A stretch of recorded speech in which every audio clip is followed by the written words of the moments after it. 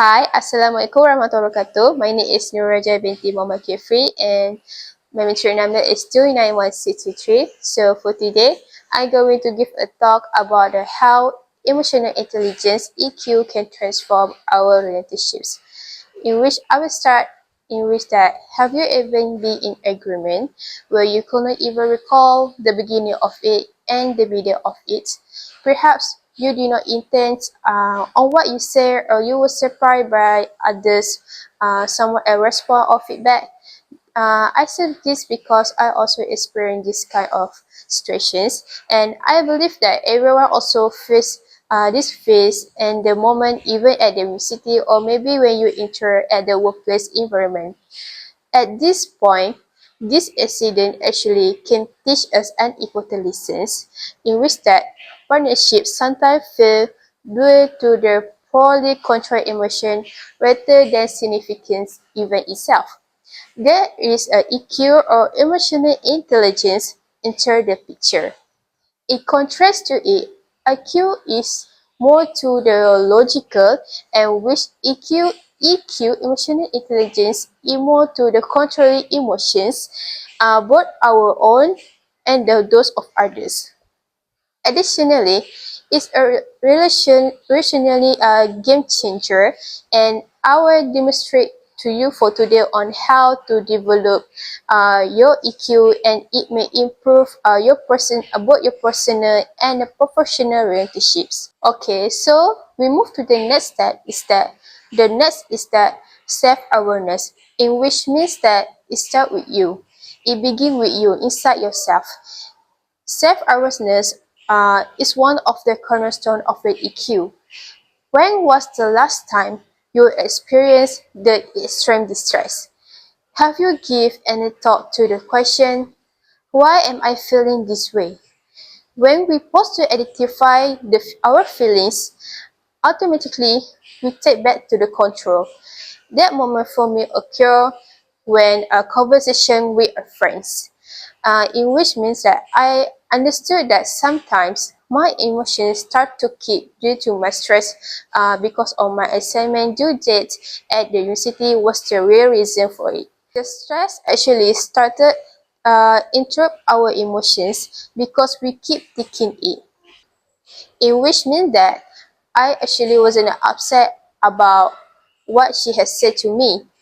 Instead, I keep thinking the unnecessary things rather than I should focus and understand what she trying to say and what she is trying to reach me. And after I admit it, I pull back and both our discourse and my response become changed.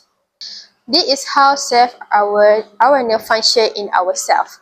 This is because that being the self-aware enable us to act rather than react, and this one change alone can improve the relationship trust. And then the second one is that self-regulation matters. Self-regulation matters are being more considered about the self-control about to be the emotional ship's captains, where there will be a storms, rage, and the disappointment, but having the self-control keep you afloat. According to the research, the high self-regulations make people more robust. At the same time, Emily Maker said, when we self-regulate well, we are able to control the trajectory of our emotional life and resulting action based on our own value and sense of our purpose. They avoid needless confrontations, recover from failure more quickly, and make wiser choices under duress. This results in better trust and less disagreement in the relationship itself. Self-regulation is especially very important for the leaders in managing directions during the conflicts. Some people may react negatively in such situations, which can escalate emotion and lead to the anger. This is crucial because when a leader or manager struggles to control their emotions, it can create an uncomfortable environment and negatively affect the workplace atmosphere. However, when leaders and others know how to handle this moment effectively, they can prevent the discomfort among the others around them. And then we move to the next is that empathy, which is more to the key of the connections. Empathy is the ability to put yourself in someone else's shoes, and it's like a magic for the relationships. However, I know that some people don't agree with it because they think that empathy is an annoying part where you need to understand other people's conditions and feelings, but they don't understand our condition and feelings. For them, it's not quite fair, right? But however, for me that having the empathy in the EQ also play important part because it's one of the ability for you to stay long connections with other people, and when you put when you put yourself in someone else's shoes, and it's like a magic for the relationship itself. Imagine that the CEO worker snapping at you during a meeting. Instead of waiting defensively, empathy asks and exists. What might they be going through? By stepping into their shoes, you can create a space for understanding and problem solving rather than escalating the situation itself. You might even respond with, "I noticed that you seem upset during the meeting. Is there actually anything that I can do to help?" This approach fosters a trust, reduces a conflict, and support a more collaborative environment. Next, we move to the next step is that managing emotion is one of the real tests. This one of the hardest part of the EQ is because it's one of the managing emotions in the heat of the moment. Think about this. You are in agreement and your voice suddenly is rising and you stop. You take a deep breath and say that, "Let me understand your perspective." That moment changed everything. This skill isn't just about avoiding a conflict, but it's also about resolving it. For example, one of your friends are in a relationship and they use EQ skill during this agreement, and their relationship are more likely to stay together in for the long term. You might wonder how it works and why. Because they repair the relationships instead of letting the resentment grow. So, for the managing emotions, I would like to give you one simple technique.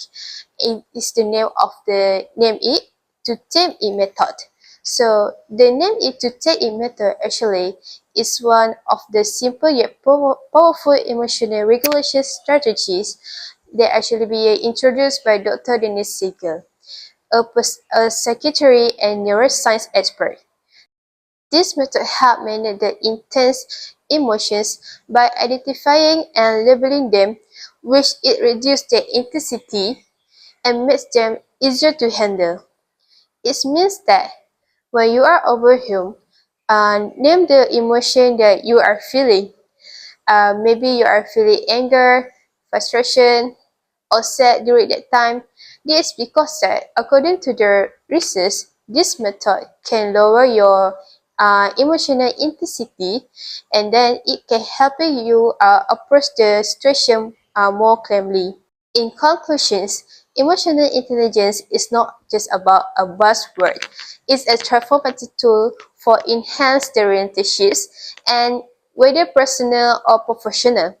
By cultivating self-awareness, self-regulations, empathy, and emotional management, we can take charge of our own emotions and stretch our connections with others.